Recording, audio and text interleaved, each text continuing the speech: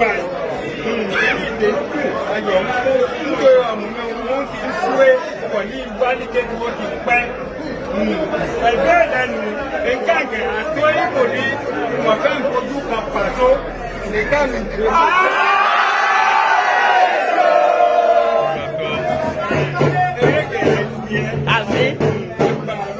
Ire owó ìrìn ọmọ ilẹ̀ àlàáfíà lè pọ̀. Oúnjẹ fún dáadáa ẹ̀ máa bíbọ̀ oúnjẹ máa kà. Ọlọ́run ọ̀gbà ní ìṣàdúrà kẹ̀kẹ́. Ẹnu gbogbo lọ́balọ́ba ìkún mẹ́rin ayé mọ̀gbà ní ìṣàdúrà. Ẹnu gbogbo lọ́balọ́ba ilẹ̀ Áfíríkà mọ̀gbà ní ìṣàdúrà. Iná ni kò sí o. Iná ni kò sí ẹ̀mẹ́bìnú. Iná ni kò sí o. Iná ni ẹ̀mẹ́bìnú. Ẹnu gbogbo lọ́balọ́ba ilẹ̀ Benin mọ̀gbà ní ìṣàdúrà. Ẹnu gbogbo lọ́balọ́ba ilẹ̀ Odùduwà mọ̀gbà ní ìṣàdúrà. Ẹnu gbogbo lọ́balọ́ba ilẹ̀ Kétu mọ̀gbà ní ìṣàdúrà. Ọbẹ̀ lè rí ọbẹ̀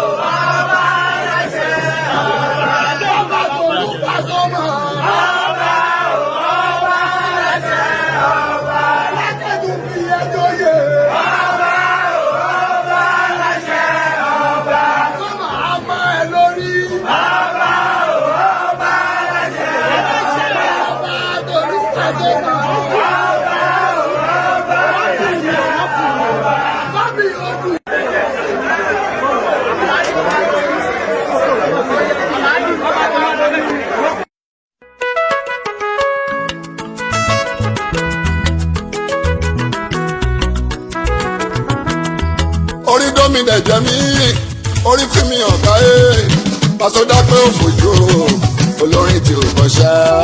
orí gómìnà ẹ̀jẹ̀ mi orí fi mi ọ̀gá pàṣẹ dápẹ́ òfòjò olórin tí ò bọ́ṣá.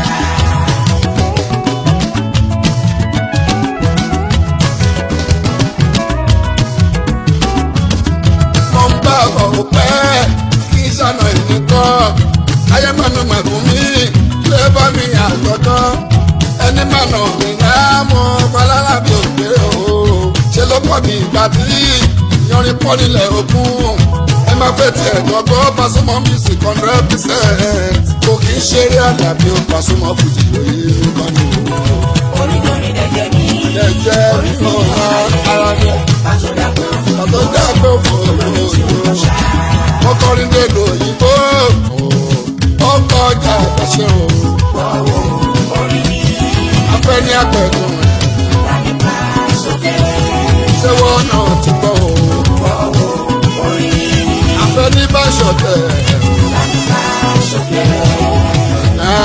súnmọ́ bí láì lásìyàwá ọba ọlọ́run tó ní ẹrù orin gbẹ́nu ní alálàbí èmi pẹ̀lú orin làjọ gbé sọ̀rọ̀ fún mi kò rí o fèsì mo wá mọ̀ pé Pasuma dúró tán mo mọrin yóò yé mi orin mọ́ mi ìjọba màá ní bá bá ọba o ó kọjá àgbàṣe o.